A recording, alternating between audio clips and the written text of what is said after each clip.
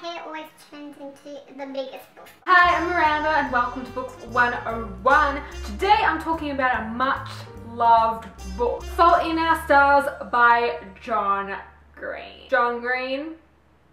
If you have not picked this book up, I don't know what you're doing. It is a YA kind of contemporary cancer story, but it's a cancer story that's not really kind of depressing and kind of puts you down. So I'll read you the blurb if you haven't picked up the book already.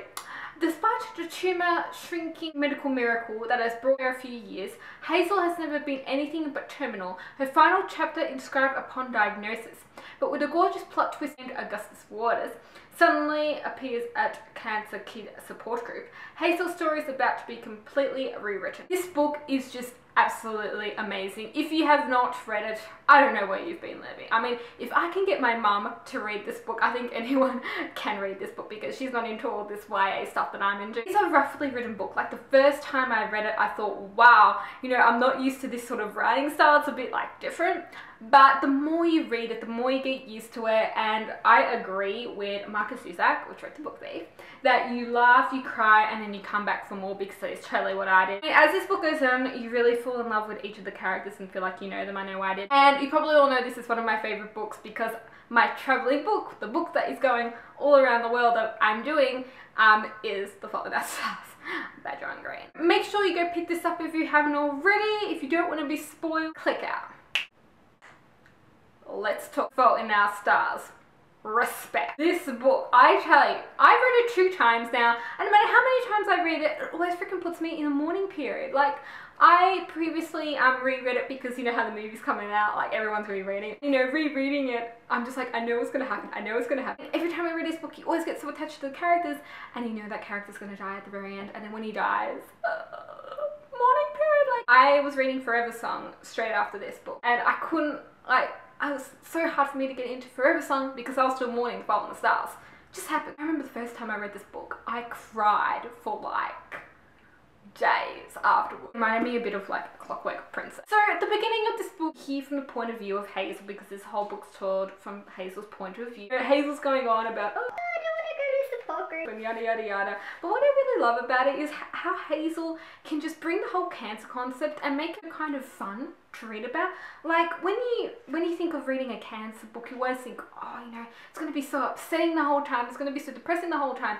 But here, it was just so fun to read about Hazel and the way she viewed the world. It was so funny. And I think what I find really cute is discussion, like at the very beginning, between Hazel and her mum. Hazel's mum's like, Hazel, you're a teenager. You're not a little kid anymore. You need to make friends. and Hazel goes, If you want me to be a teenager, don't send me a support group. Buy me a fake ID so I can go to clubs, drink vodka, and take pot. and her mum's like, You don't take pot, for starters. so cute to start it off. I think I love that part. And not long ago, the extended trailer came out, and I saw that in the extended trailer, except they chucked Hazel's dad in there, but it made it all the best. Like, it made it so good. I love it. Let's talk about the character of Hazel. I really loved Hazel. Actually, not a lot of people really like Hazel, because you know my friend Emily, yeah?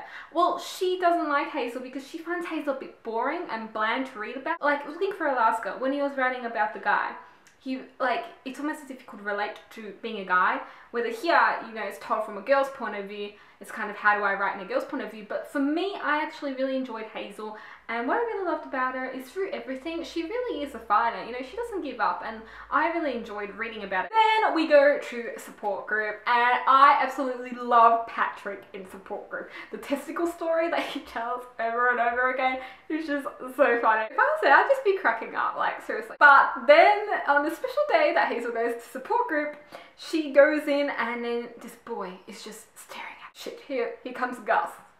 I'm gonna cry. You know, this is where we get introduced to Augustus. Gus for me would be one of my all-time favorite male characters. He is the bomb. I find him just, he's so sad to read about because I know what's gonna happen to him. I love between these 2 characters is just so real and just so humorous. Like, I cannot help to just laugh at these 2 characters. I love how Gus is just, you can relate to him so well, and you can just love him straight away, even if you don't like know half the things about him. Oh my god, when they meet each other, and I think one of my favorite parts, and they kept this in the trailer, And in the movie clip, Gus goes, oh, it's a metaphor, when he puts a cigarette between his teeth. Because Hazel's like freaking out. She's like, oh, why are you doing this? You know, I'm unable to breathe. Don't kill him, let's do that. I love how they kept it in the trailer because Angel looks so hot while they're doing it. And I love how Hazel's like, straight away, like, I'm on a movie with the spoilers. Please record the next several episodes of America's Next Top Model Marathon for me. First time I actually read the book, I actually wondered to myself, did Gus actually smoke? Kind of met Hazel, maybe stop smoking. I don't know, I just kept thinking maybe he did smoke one, but we don't know that, you know what I mean? I just started thinking that. I don't know, did you think that? I don't know. I love how these two, even though they go out together like really quickly and everything kind of happens really quickly, I really love how you don't question that, you just go along with it before them. You know, it's not weird that they're going out so quickly. Sometimes love at first sight can be really goofy and cannot be done well, but I feel like in Fault in Our Stars it's done really well. So then, you know, they go to Gus's house, he drives really badly. One of my favourite single lines that just gets me every single time I read it is like when he says, What's the story? I told you my story. I was diagnosed when. No, not your cancer story, your story. Interests, hobbies, passion, weird fetishes, etc. I just get all funny when I read that because I just think that is just other things that I really love about Fault in Our Stars is how Hazel and Gus really bond over their books. You know, that's the thing that kind of starts to get them talking. Let's talk about Caitlin.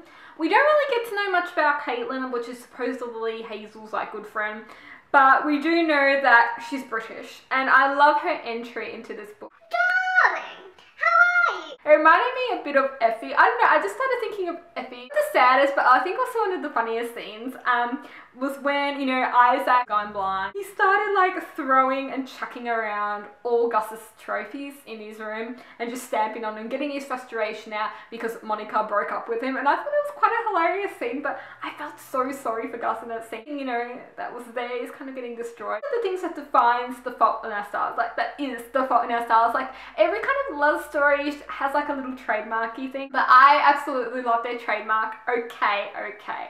Hello, who doesn't love the okay? Yeah, okay. Actually loved when Hazel, Van Huden, like replied to Hazel and she's just like, What is this like? and I would be doing the same thing if Lauren Kate replied, but that's just me. We start to get towards the middle of the novel. You know, uses his wish for the genies so that they can go to Amsterdam to visit, you know, Peter. And that was just the cutest thing. Start talking Amsterdam. Amsterdam is just the novel, like, I don't know, what happens there is just so cute, and it was their little forever that happened there. We think of Gus, you know, he's been clear for so long, we think of him as like a healthy person, but then I actually started to get suspicious the very first time I read this, when, you know, he was supposed to get like a Macca's or something and they were waiting in the line, and then like he went off and he didn't come back for all that time, and I'm just like, yeah, you know, something's probably up with him, which we don't find out till a bit later. I found it really cute when they were in the plane and it was like Gus's first time in the air, and he was like, oh my god, the cutest thing ever was when Gus was like, you know, she was reading him the poem, and then he's like, I'm in love with you, know that love is just a shout in the void and of oblivion is never... oh my god, if a guy said that to me, I'd be like, how? I'm in love with you. But they changed that in the movie, because I saw in the trailer, they made that in the restaurant scene when they're supposed to have it in the plane. Peter, this asshole, he is such a freaking asshole. Like, in the letters you think, okay, he's a reasonable kind of guy, like a reasonable kind of author, but this guy is just a total freaking asshole. I feel so sorry for Hazel because, you know, she dresses up to look like her favourite character, Anna, because, you know, she just loves this book. She relates to Anna so much, and that'd just be like me, I don't know, with my books, and then suddenly going up and the author's just like, and she's just trying to get answers. I mean, just give her the freaking answers, but this guy's just like half drunk. Even I wanted to know these answers as they were going on, like, is the Dutch tulip man really a con man? Kiss in the Anne Frank house. That was just the cutest thing. And, you know, I remember before my mum read it, I talked to my mum about it, and then my mum's like, oh, I don't know if I really like that scene, you know, wouldn't that be a bit, you know, after what happened in the Anne Frank house? But then I'm like, no, mum, you know what? After all, like, the bad things that happen in the Anne Frank house towards the end, something, because that's the same room that she kissed that guy in, and it's just like something good's coming out of it again, something happy. And I love after their first kiss how everyone just like claps. Leads to other things, which leads to other things, which leads to this beautiful diagram being drawn. Next part. We found out that Gus is dying. And I started to cry because you just don't want him to die, you know, he's such a good guy. And he's like, I lit up like a Christmas tree.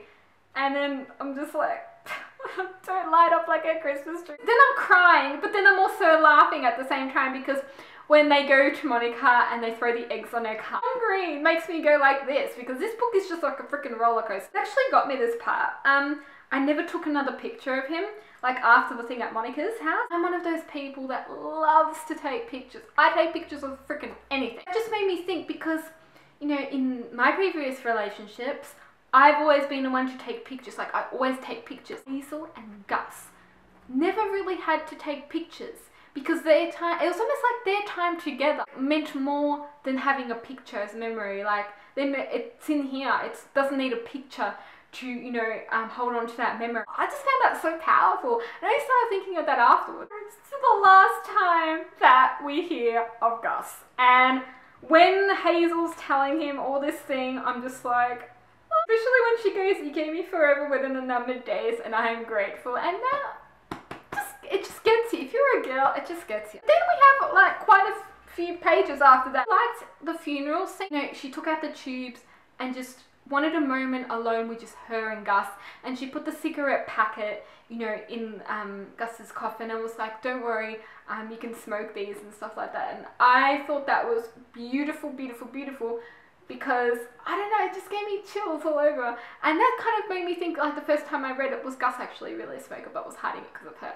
But then Peter's there. And the first time I read this, I thought, what the frickin' hell is Peter doing there? Find out later on as the story goes on, the real thing behind Peter is the reason he was being such a dick was because Anna was actually based off his daughter. And some respect to that, but I still didn't like that guy. Gus did write something. And where did Gus, you know, send this thing to? And he sent it back to Peter. The way this book finishes is just absolute perfection. And it's just so, it's like, she's so beautiful. You go tired of looking at her and you never worry if she's smarter than you. You know, she's, oh my god, I'm gonna cry, so I'm not gonna read it. It just ends and you just think, I do. I am so excited for this movie. The trailer looks just perfect. Shalene and Ansel are just like, yeah. And I am just so excited. Are you excited for this movie? Do you love this book? Tell me your thoughts. So that's the end for my mini review for this book. I hope you enjoyed it. I am Miranda. Thank you so much for watching. See ya.